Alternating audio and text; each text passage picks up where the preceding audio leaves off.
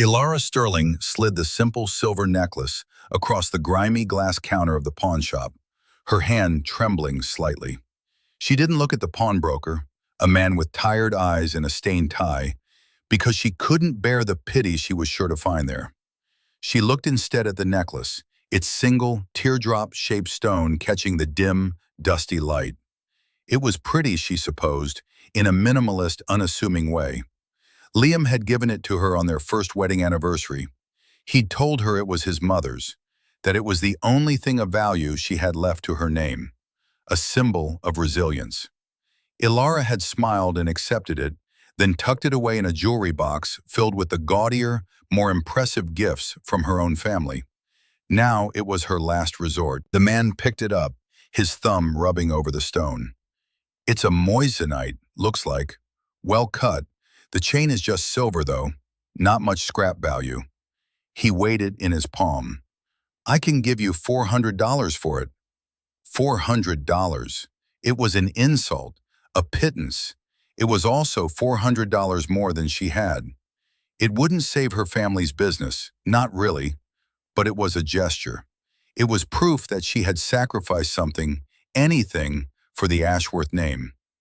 Fine, she whispered, the word tasting like ash in her mouth. She pushed the paperwork back at him, her signature a frantic scrawl. She didn't know the chain wasn't silver, but platinum. She didn't know the stone wasn't a moissanite, but a flawless, uncut diamond of a type so rare it had no market price. A stone from a defunct Siberian mine owned by a trust her husband's grandfather had established decades ago. She didn't know that the simple necklace she had just pawned for the price of a mid-range handbag was the physical key and symbolic linchpin to a $58 billion insurance empire. Within 3 weeks, that $400 transaction would set in motion a chain of events that would utterly dismantle the proud, arrogant dynasty of her family. Hey everyone, thanks for joining us for this story. It's a powerful one about what we value and the blindness that can come with pride. We love having you here. If you enjoy these kinds of stories about hidden strength and eventual justice, please take a moment to hit that like button and subscribe to the channel so you don't miss what's coming next. We're curious, where are you watching from today? Let us know in the comments below. Now, let's get back to Ilara and the choice she just made. The decision was a culmination of months of escalating panic. It had started with hushed phone calls between her mother, Eleanor, and her father, Richard Ashworth. Ilara would catch snippets from the hallway of their sprawling estate, words like liquidity crisis, creditor pressure, and unforeseen market shifts. The Ashworths were old money, a name synonymous with luxury goods for 3 generations. Their brand, Ashworth & Sons, was a titan of bespoke leather goods and timepieces. To the outside world, they were untouchable, a fortress of wealth and influence. Inside, however, the walls were crumbling. Richard had made a series of disastrous investments, chasing trends instead of relying on the steady, conservative growth that had built the empire. He had bet the company's future on a new line of smart accessories that had failed spectacularly, leaving them with millions in unsellable inventory and mountains of debt. The family's response was not to scale back or admit fault, but to double down on the appearance of success. The parties became more lavish, the cars newer, the pronouncements to the financial press more confident. It was a desperate performance, and the primary audience was themselves. The secondary audience was Liam Sterling, Ilara's husband of 2 years. To the Ashworths, Liam was their daughter's greatest social misstep. He was an architect, but not a star architect. He didn't build gleaming skyscrapers or win prestigious awards. He ran a small, quiet practice, specializing in sustainable, low-income housing projects. He was intelligent, kind, and unfailingly patient. But in the Ashworths' world, these were not marketable assets. He drove a sensible sedan, wore well-made but unbranded suits, and seemed utterly unimpressed by their displays of wealth. He was, in Richard Ashworth's favorite turn of phrase, a man of no consequence. The humiliation was a constant, low-grade fever in their marriage. It happened at family dinners, at social events, in the casual, cutting remarks that were the Ashworths' native language. 2 nights before Alara found herself in the pawn shop, the family had gathered for their weekly Sunday dinner, a ritual of passive aggression and performative opulence. The dining room table, a single slab of polished mahogany that could seat 20, was set for 5. Eleanor Ashworth, a woman who looked as if she were carved from ice, surveyed the table and then her son-in-law. "Liam, darling," she began, her voice dripping with condescension. "I saw that little project of yours in the paper. The community center in the East End. How quaint." Liam, who was carefully cutting his filet mignon, didn't look up. "It will provide services for over 200 families, Eleanor. The design incorporates a rainwater collection system that will save the city thousands in utility costs over the next decade." Richard snorted, a sound like gravel grinding. "Save the city thousands," he says. "Son, the cufflinks I'm wearing could fund that entire project for a year. You have to think bigger. Legacy, impact. You're an Ashworth now, by marriage. You're embarrassing us with these hobbies." Ilara felt a familiar knot tighten in her stomach. She looked at Liam, praying he wouldn't argue, that he would just smile and let it go. Arguing only made it worse. "I believe providing a safe space for children to learn is a worthy legacy, Richard," Liam said, his voice perfectly even. "And I'm not an Ashworth. I'm a Sterling." The statement hung in the air, a quiet declaration of independence that the Ashworths took as a direct affront. Chloe, Alara's younger sister, a vapid caricature of her mother, giggled. "Oh, Liam, don't be so dramatic. It's not like the Sterling name is on any buildings anyone's heard of." Ilara looked at her husband, at his calm, handsome face. She saw the slight tightening around his eyes, the only sign of the insult landing, and she said nothing. She was the silent enabler, the bridge between two worlds who, in her fear, failed to defend the only person who had ever asked for nothing but her love. The memory of her own silence was what propelled her through the pawn shop door. She had to prove to them, and to herself, that she was still an Ashworth, that she was willing to sacrifice for the family, even if the sacrifice was a piece of her husband's heart. The $400 felt like a lead weight in her purse. She transferred it to her father's account with a note, "A small contribution, all my love." She knew it was meaningless in the face of the millions they needed, but the reply from her father came almost instantly. "Every bit helps, my darling. You are a true Ashworth. Your mother and I are so proud." The validation was a warm rush, momentarily soothing the guilt that gnawed at her. When Liam came home that evening, he found her staring out the window of their modest but elegant apartment, the one he had designed himself. It was a space filled with clean lines, natural light, and a sense of profound peace that Alara had lately found suffocating. She wanted chaos, drama, the high-stakes energy of her family's world.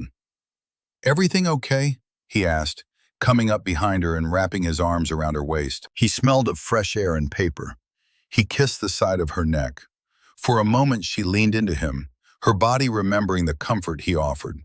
Then the image of the pawn shop, of her father's text message, flashed in her mind. She stiffened. "I'm fine, just tired." Liam noticed immediately. He was a man who noticed everything. He noticed the slight tremor in her hand as she reached for a wineglass. He noticed the way her eyes avoided his. He also noticed the empty space in the velvet-lined tray of her jewelry box when he went to put his watch away later that night. The space where his mother's necklace always sat. He didn't see it as an empty space. He saw it as a void, a chasm that had just opened up between them. He stood there for a long moment, the hum of the city a distant drone. He felt no anger, only a deep, profound sorrow that settled in his bones like a winter chill. He had given her the one thing that connected him to his past, to a mother he barely remembered, but whose values he had built his life around. It was a symbol of a different kind of wealth, the wealth of spirit, of integrity, and Alara had discarded it, For what? To appease a family that was morally and financially bankrupt. He closed the jewelry box gently. The decision had been made, not by him, but for him. The game he had been playing for 2 years, the game of being just Liam, was over. He had wanted to be loved for himself, not for the name on the letterhead of Aegis Global. He had won that love, he thought, but he had failed to account for the corrosive power of shame. The next morning, Liam went to his office. Not the small 3-room architect studio in a converted warehouse that Alara and her family knew, but his real office. It was a place no one in his current life had ever seen. On the 81st floor of the Aegis Tower, a skyscraper of black glass and steel that dominated the city's financial district, was a suite of rooms accessible only by a private elevator. The main office was a study in minimalist power. One wall was a floor-to-ceiling window with a god's-eye view of the city. The others were lined with dark, matte-finished wood. There was no clutter, just a single massive desk made from a single piece of reclaimed timber, a chair, and a sophisticated communications array discreetly built into the wall. This was the nerve center of the Sterling Family Trust, an entity so vast and diversified that its full extent was known only to a handful of people. At its heart was Aegis Global, the largest private insurance and risk management firm in the world. It was the lender of last resort for nations, the silent partner in countless global enterprises, the invisible hand that stabilized markets. And since his 25th birthday, Liam Sterling had been its sole, anonymous owner. He sat at his desk and made a single call. "Arthur," he said, his voice calm and measured. "It's me." On the other end of the secure line was Arthur Vance, the public-facing CEO of Aegis Global and his late father's most trusted friend. "Liam, is everything all right? You never call on this line during market hours." "Everything is fine, Arthur. Or rather, everything is exactly as it needs to be. I need you to do a few things for me. First, I need a full, deep-dive forensic accounting of Ashworth and Sons. Every ledger, every loan, every supplier contract. I want to know where every single dollar has gone for the past 5 years." There was a pause. Arthur knew of Liam's marriage, of course, though he had never met Alara or her family. He had respected Liam's desire for a normal life. "That can be done," Arthur said carefully. "May I ask why?" "They're in trouble, and they've involved my wife. I need to understand the full scope of the problem."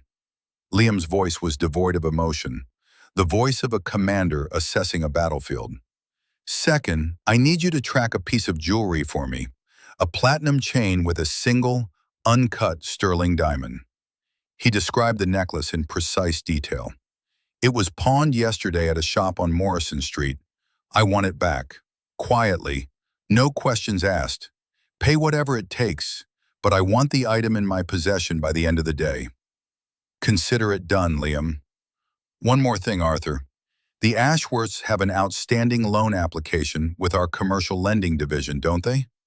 "They do," Arthur confirmed, "for $200 million. It's on my desk for final review. Their financials are creative. We were planning to decline it." "Don't," Liam said. "Keep it open. Let them think it's still a possibility. Let them hope." "Liam," Arthur said, a note of concern in his voice, "what are you planning?" Liam looked out the window at the sprawling city below. He saw the East End, where his quaint little community center was taking shape.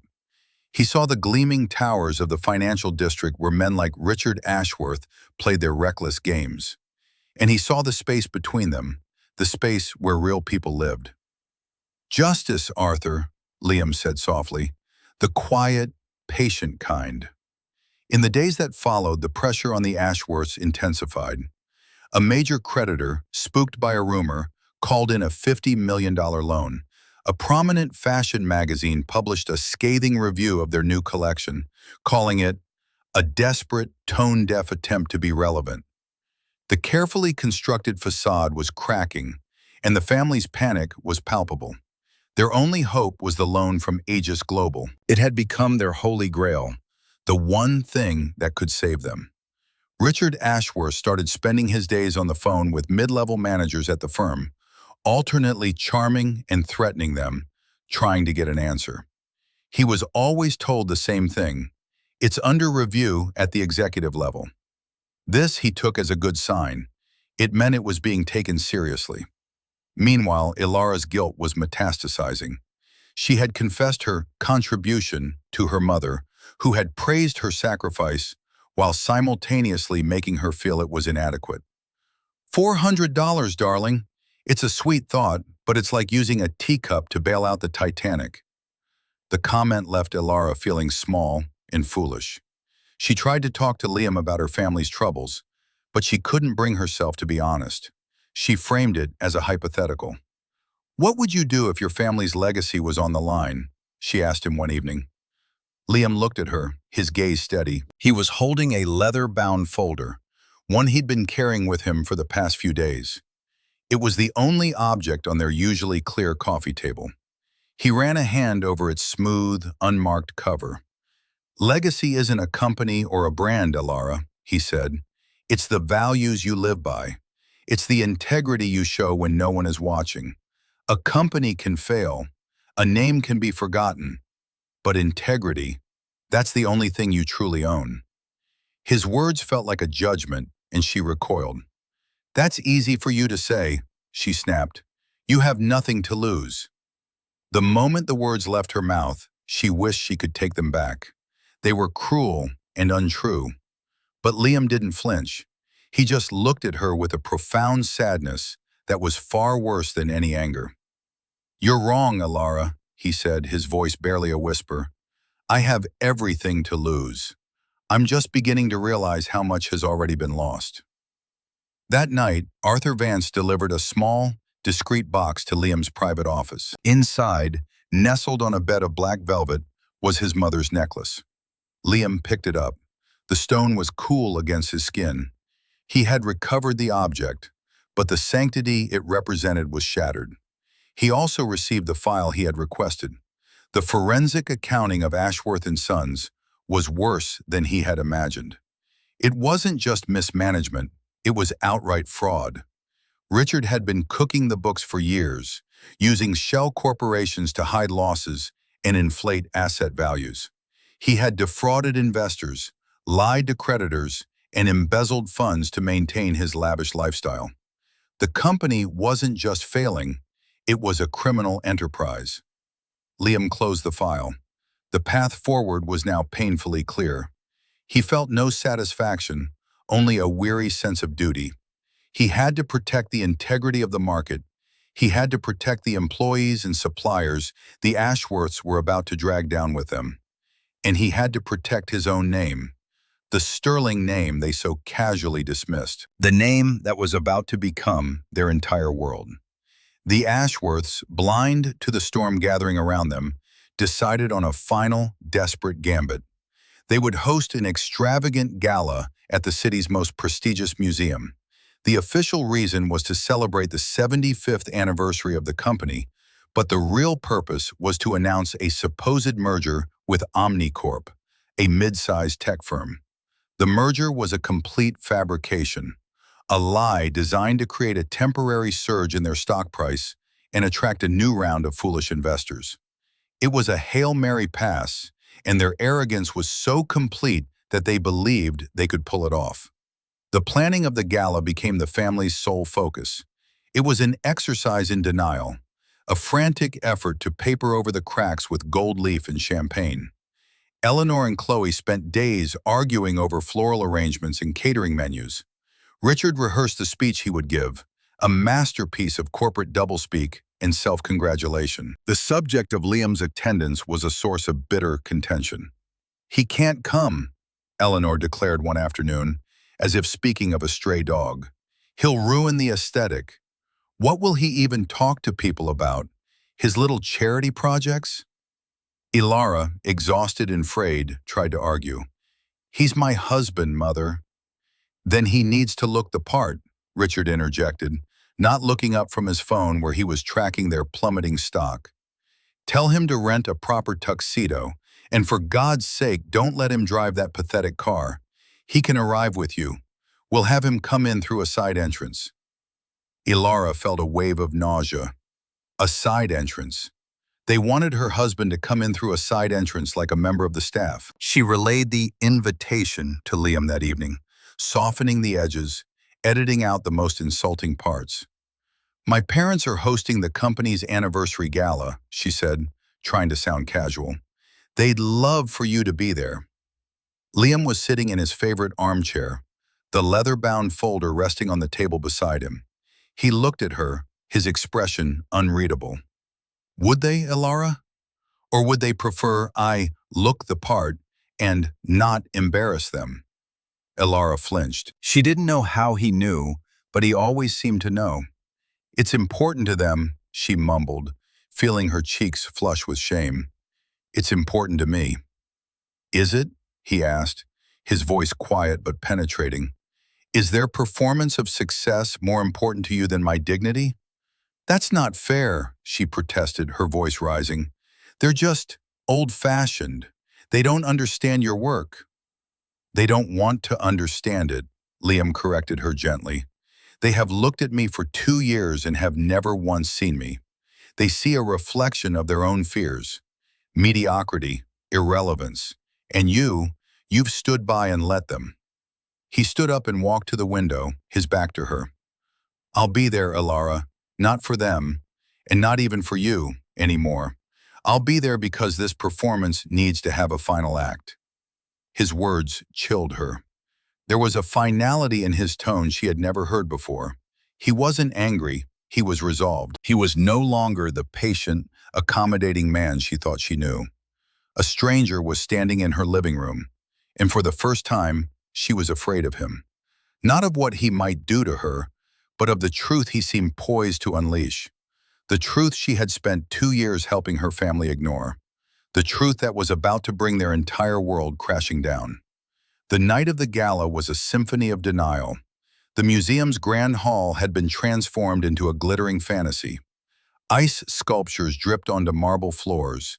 A string quartet played Vivaldi, and waiters in crisp white jackets moved through the crowd with trays of champagne and caviar. The air was thick with expensive perfume and desperate optimism. The Ashworths stood at the entrance, greeting their guests with brittle smiles. Eleanor was draped in diamonds, Richard in a bespoke tuxedo that couldn't hide the nervous tension in his shoulders. Chloe flitted from group to group, her laughter a little too loud, her eyes a little too bright. They were playing their parts to perfection. Ilara stood beside them, a ghost at the feast. She wore a stunning couture gown, but she felt as if she were wearing rags. Her eyes kept scanning the crowd, searching for Liam. He had told her he would meet her there, and true to her father's wishes, she had arrived alone in a chauffeured town car. The guests were a curated collection of the city's elite. Bankers, investors, society columnists, and rival business owners who had come to witness either a miraculous recovery or a spectacular crash. The mood was one of morbid curiosity, hidden behind a veneer of polite conversation. Everyone had heard the rumors. Everyone was waiting for the main event. Liam arrived, not through the side entrance, but through the grand main doors. He hadn't rented a tuxedo. He wore his own, a perfectly tailored, classic design of such understated quality that it made the more fashionable suits around him look cheap. He didn't look like a struggling architect. He looked like he owned the building. He walked with an unhurried, confident stride that drew a ripple of attention. He wasn't looking for Ilara. He moved through the crowd with a quiet purpose, his eyes scanning the room as if he were cataloging every detail. He carried nothing but himself. The unassuming leather folder was not with him. Its work was already done. Ilara saw him, and her breath caught in her throat. He looked different, taller, more formidable. The gentle patience she was used to had been replaced by a steely resolve. He met her gaze across the crowded room, and his expression was not of anger or love, but of simple, clear-eyed assessment. It was the look a judge gives before passing sentence. He gave her a slight nod, a gesture of acknowledgement that was both intimate and chillingly distant, then turned his attention to the stage at the far end of the hall. The string quartet finished with a flourish, and Richard Ashworth walked to the podium. A hush fell over the room.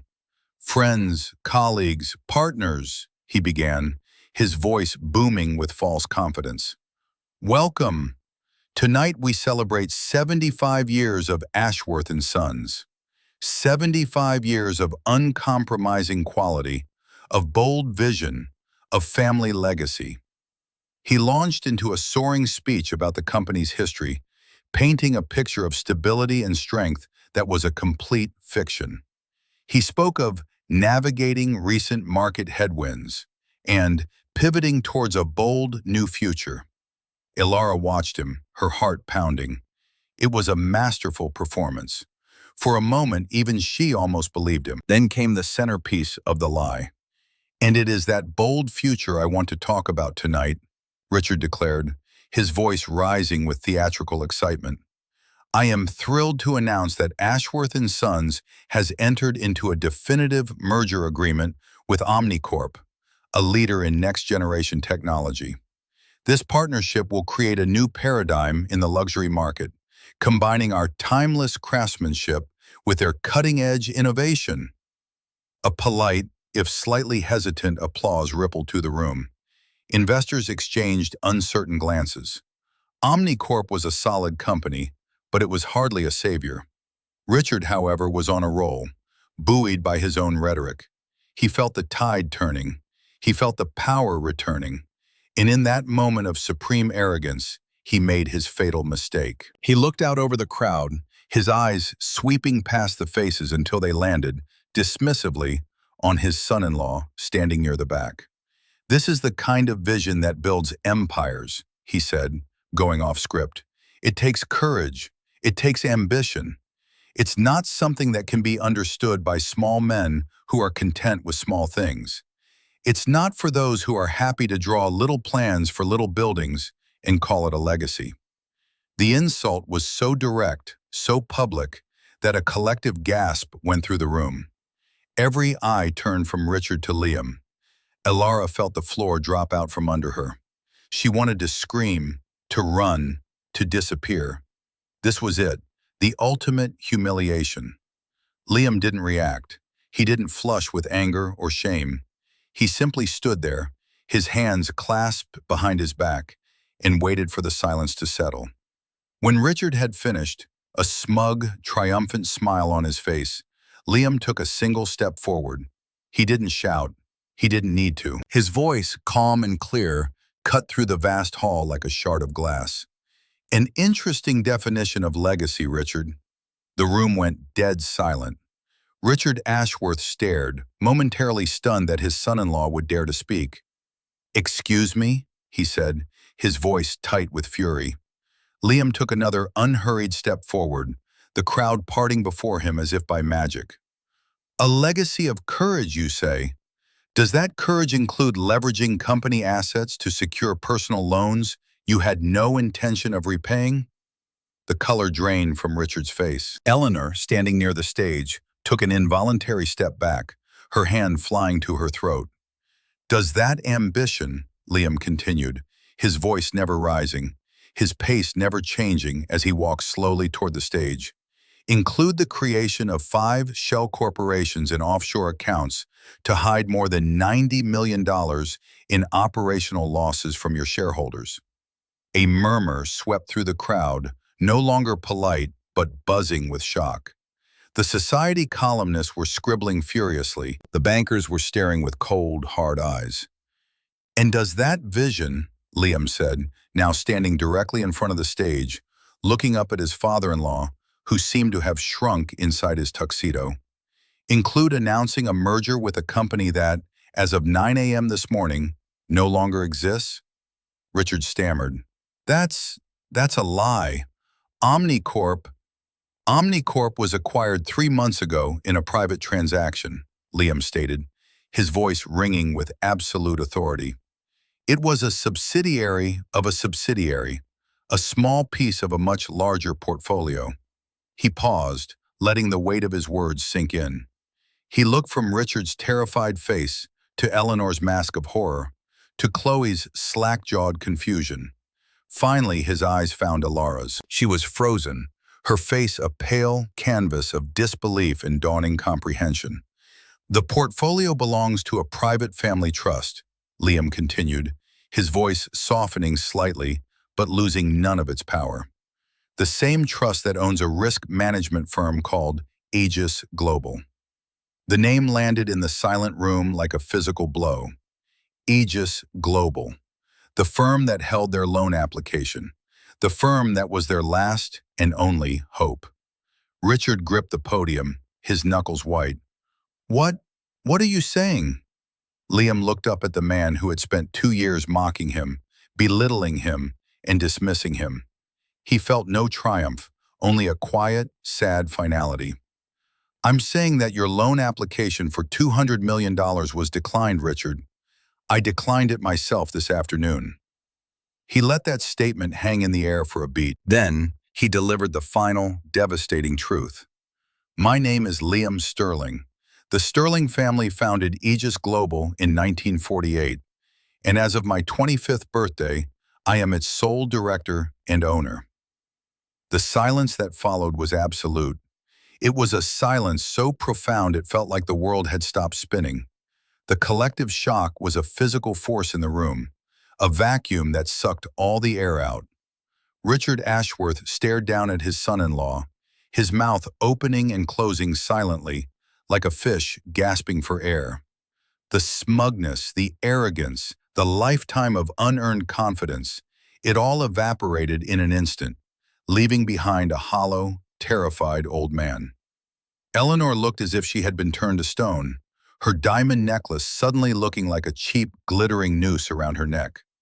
Chloe just looked confused, as if she was trying to solve a complex math problem far beyond her comprehension.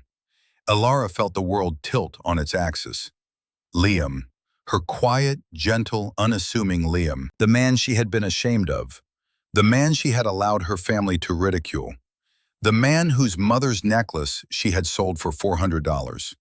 He owned Aegis Global, a $58 billion empire. The number was so vast, so astronomical, it didn't even seem real. It was a concept, not a quantity of money. She looked at him, truly looked at him for the first time. The quiet confidence wasn't weakness, it was supreme strength. The patience wasn't passivity, it was strategy. The lack of interest in her family's wealth wasn't because he had none of his own, but because he had so much that theirs was like a child's pocket money in comparison. He had been living in a world of giants, and she had been trying to force him to crawl with insects. The weight of her own blindness, her own colossal, catastrophic foolishness, crashed down on her. She felt a sob rise in her throat, a sound of pure anguish. As if on cue, the grand doors at the back of the hall opened again. This time, it wasn't a guest. 2 men in dark, conservative suits walked in, followed by a uniformed police officer. They moved with the same quiet purpose Liam had, their eyes fixed on the stage. One of them, a silver-haired man with the weary but resolute face of a lifelong public servant, was instantly recognizable to half the people in the room. It was Mark Ellison, the regional head of the Securities and Exchange Commission. He was Liam's unexpected ally, though not in the way one might expect. He was an old friend of Liam's father, a man who shared the Sterling family's deep belief in market integrity. He walked directly to Liam's side. "Liam," he said, his voice low but audible in the stunned silence. "We received the files. The warrants are signed." Liam nodded, a gesture of grim acknowledgement. He had not wanted this public spectacle, but Richard's arrogance had forced his hand. He had given them the chance to retreat quietly, but they had chosen to charge into the abyss. Ellison turned his attention to the stage. "Richard Ashworth," he said, his voice now carrying the full weight of federal authority, "you are under arrest for securities fraud, wire fraud, and embezzlement." The police officer began to ascend the steps to the stage. The illusions shattered completely. The dream was over. The gala had become a crime scene. Chaos erupted. Guests scrambled for the exits, not wanting to be associated with the Ashworth's downfall. Phones came out, flashes began to pop. The society columnists were no longer just writing. They were live streaming the collapse of a dynasty. Richard didn't resist. All the fight had gone out of him. He allowed the officer to place his hands behind his back. As the cuffs clicked shut, he looked out at the crowd, his eyes searching, finally landing on Liam. There was no anger in his gaze, only a look of utter, hollow disbelief.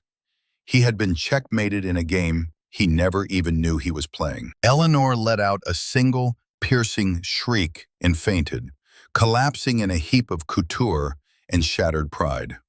Chloe rushed to her side, finally seeming to grasp the magnitude of the disaster. Liam watched it all, his face a mask of stoic sadness. This was the consequence, the inevitable result of a foundation built on lies. He had not caused this. He had simply turned on the lights. His gaze swept the room and found Alara. She was still standing in the same spot, paralyzed. People were rushing past her, bumping into her, but she didn't seem to notice.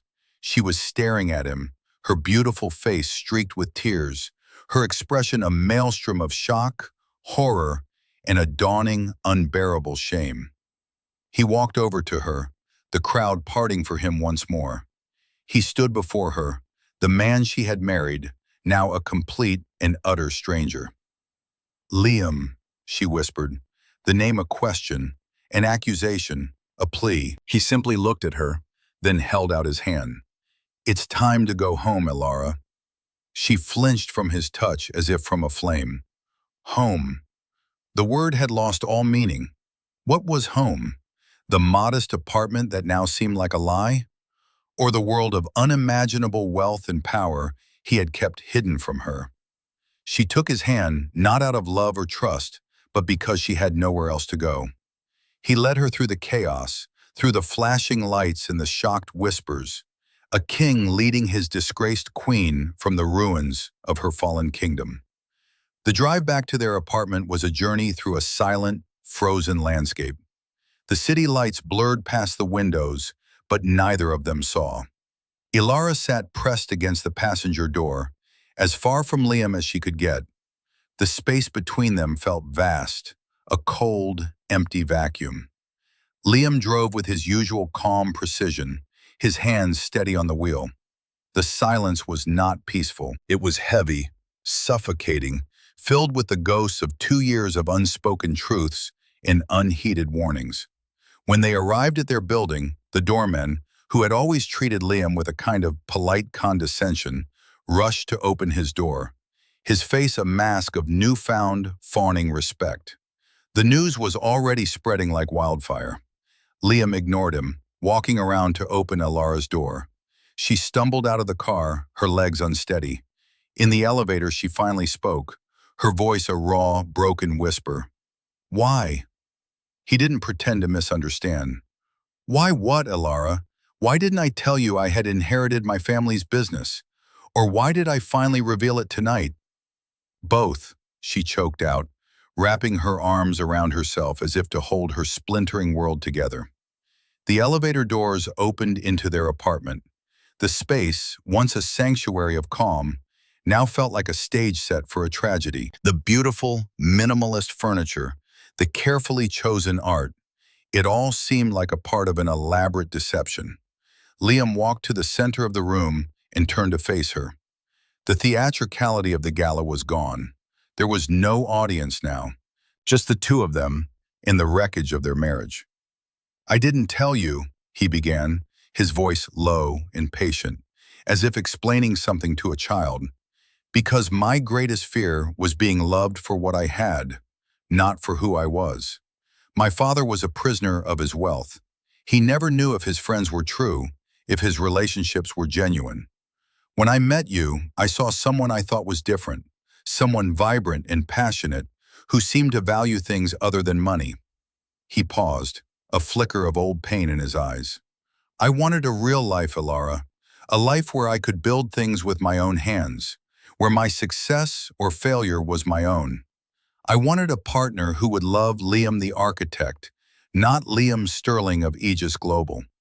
I thought I had found that. Ilara began to weep, silent tears streaming down her face. Every word was a perfectly aimed dart, piercing the bubble of self-deception she had lived in. But I was wrong, he continued, his voice hardening slightly. I underestimated the hold your family had on you. Their obsession with status, with appearances. I watched as you let them chip away at me, at us. He began to walk the room, his movements slow and deliberate. He was not just speaking, he was building a case, brick by brick. This was the moral mirror, and its reflection was merciless. When your father called my life's work quaint hobbies and little doodles, you smiled and said nothing. He stopped at the window, looking out at the city. When your mother said my car was an embarrassment and that I should arrive through a side entrance, you didn't defend me. You delivered the message. He turned back to her. When your sister mocked my family name, the name you share, you laughed along with her. He picked up the leather-bound folder from the coffee table. He didn't open it. He just held it. It was the report on her family's fraud, but it was also a symbol of all the truths he had gathered while she had been willfully blind. For 2 years I have endured their scorn. For 2 years I have watched the woman I love choose their shallow pride over my dignity, over and over again. I held on to the hope that you would eventually see, that you would choose me. His voice dropped, becoming quiet and devastating. But you didn't. The final proof was the necklace. Ilara's breath hitched. The necklace. The $400 betrayal. It was my mother's, he said softly. The only thing I had left of her. It wasn't about its monetary value. It was about what it represented. A legacy of integrity, of quiet strength. I gave it to you, Ilara. I gave you the very symbol of my heritage, and you sold it. You sold it for a pittance to buy a moment's approval from a family of frauds and thieves. He placed the folder back on the table with a soft, final thud. So that is why, Ilara, I did what I did tonight because your family was about to drag hundreds of innocent people, employees, investors, suppliers, down with them. I did it because their legacy was a cancer, and it had to be cut out. But I also did it because I had to know, once and for all, what it was you truly valued. He looked at her, his eyes clear and free of illusion. And now I know. He didn't need to ask the question that hung between them, the question that had been at the heart of his 2-year experiment. Did you love me? Or the idea of what you thought I should be? The answer was painfully, ruinously clear. She had failed the test so spectacularly that there was nothing left to say. She crumpled to the floor, her sobs echoing in the beautiful, empty room he had built for them, a monument to a love that had never been real. The weeks that followed were a blur of headlines and legal proceedings.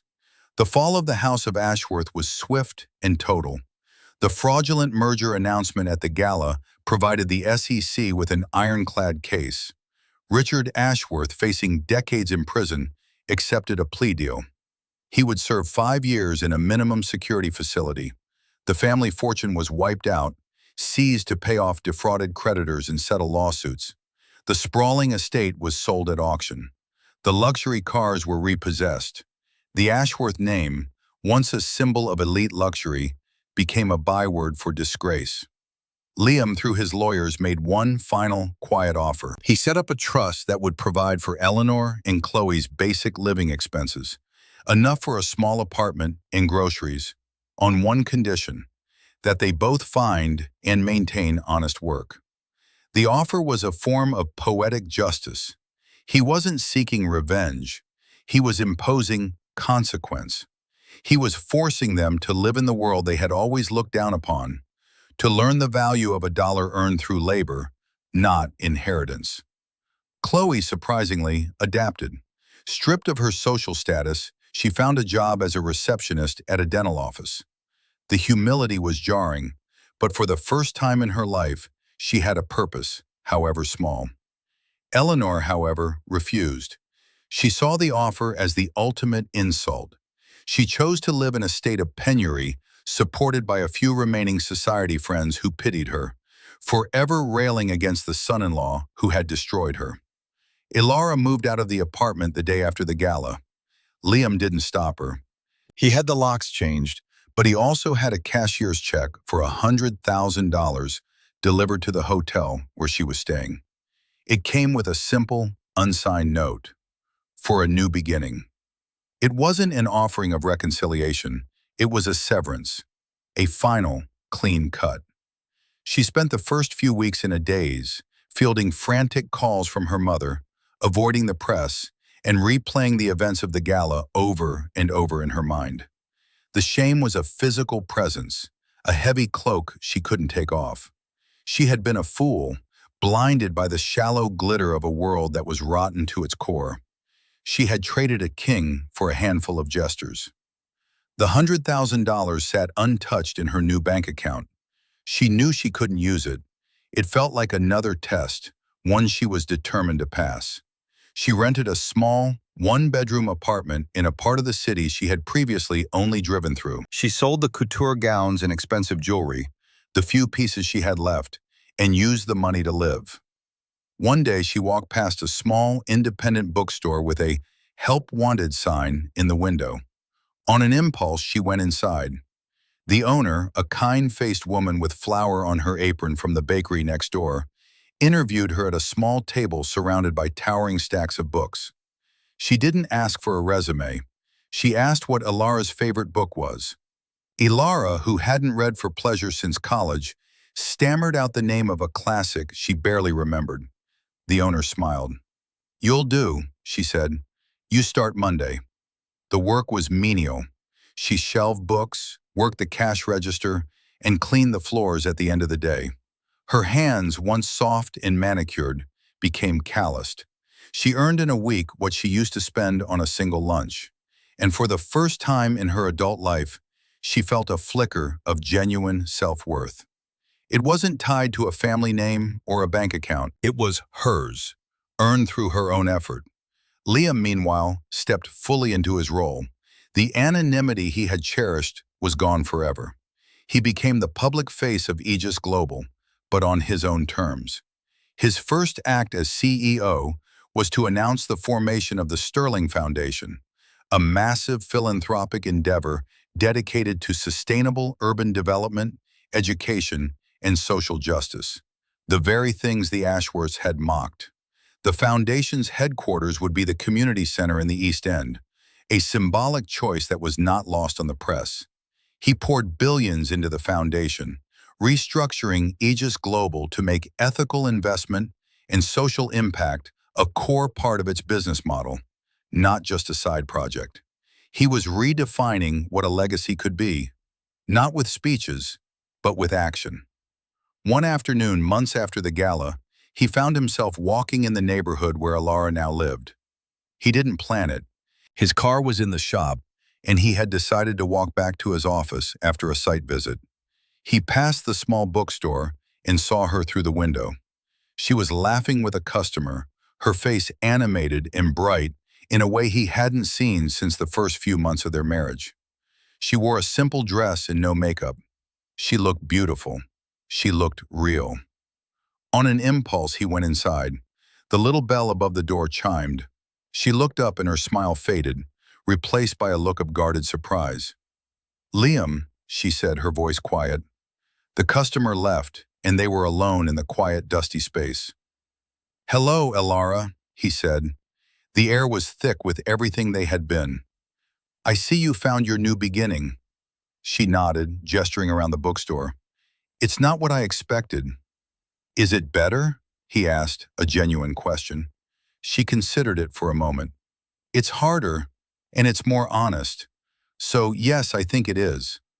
An awkward silence fell between them. There were a million things to say, and nothing at all.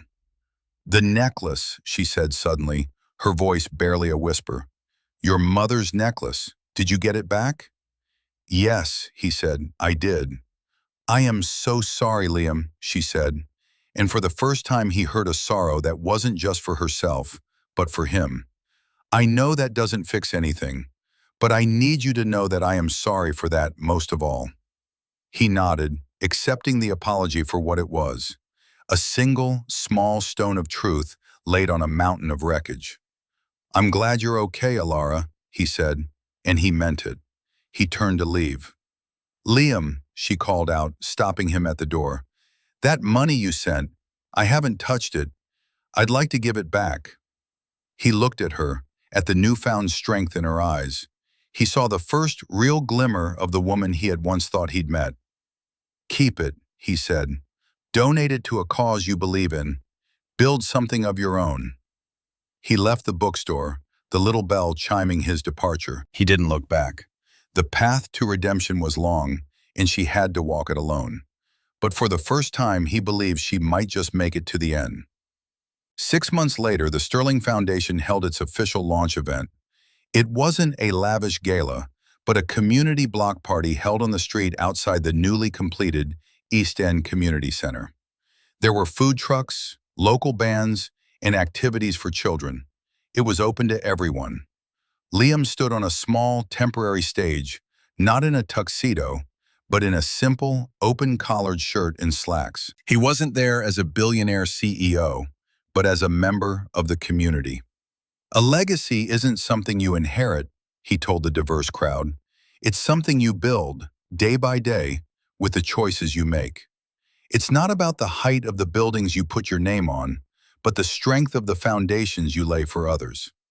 He announced the foundation's first major initiative, a multi-billion-dollar fund to provide interest-free loans and grants to small businesses and social enterprises focused on community well-being. He was using his vast wealth to empower thousands of other people to build their own small, meaningful legacies. At the end of his speech, he unveiled the foundation's logo, projected onto the side of the building. It was a simple, elegant design, a single teardrop shape, his mother's diamond. He had taken the symbol of his private heritage and made it a promise to the public. Later that day, as the party wound down, Arthur Vance found him sitting on a bench, watching some children play in a new splash pad. "Your father would be proud, Liam," Arthur said, his voice thick with emotion. "No, he wouldn't," Liam replied with a small, sad smile. "He would think I was a fool for giving so much of it away. But my mother would have understood." He reached into his pocket and pulled out the necklace. He had had the original stone set in a new, identical platinum chain. He held it in his palm, the stone catching the late afternoon sun. It was no longer just a memory of his mother. It was a reminder to himself, a reminder of the true meaning of value and the high cost of forgetting it. Far across town, Alara closed up the bookstore for the night. She had heard about the foundation's launch on the news. She had seen the logo. She understood what he had done. After locking the door, she walked to a nearby community drop-in center, a place that provided meals for the homeless. She had the cashier's check from Liam in her purse. She walked inside and handed it to the woman at the front desk. "I'd like to make a donation," she said. The woman's eyes widened at the amount. This is incredible. This will feed hundreds of people for a year. Can I ask who to thank?" Alara thought for a moment, thinking of all the names she had once hidden behind. Ashworth, Sterling. "Just say it's from someone who is learning to build," she said. She walked out into the cool night air, her purse feeling lighter, her spirit feeling freer than it ever had before. The path ahead was uncertain, but for the first time, it was entirely her own. She didn't know if she would ever see Liam again, or if they could ever bridge the chasm between them. But she knew that the only way to even begin was not by looking back at the kingdom she had lost, but by focusing on the small, honest patch of ground beneath her feet, and building something new, something true, from the ground up. And so our story comes to a close. It's a powerful reminder that true wealth isn't measured in dollars, but in dignity, integrity, and the courage to choose what is right over what is easy. The Ashworths chased the illusion of status and lost everything, while Liam, by holding on to his values, was able to build something that will last for generations. Ilara's journey shows us that redemption is possible, but it requires humility and a genuine desire to change. It's not about grand gestures, but about the small, everyday choices we make. What do you think is the most important lesson from this story? Do you believe Ilara deserves a second chance with Liam someday? Let us know your thoughts in the comments section below. We read every single one. If this story resonated with you, please give it a thumbs up and subscribe to the channel for more content that we hope will inspire and move you. Thank you for being here with us today. We'll see you in the next one.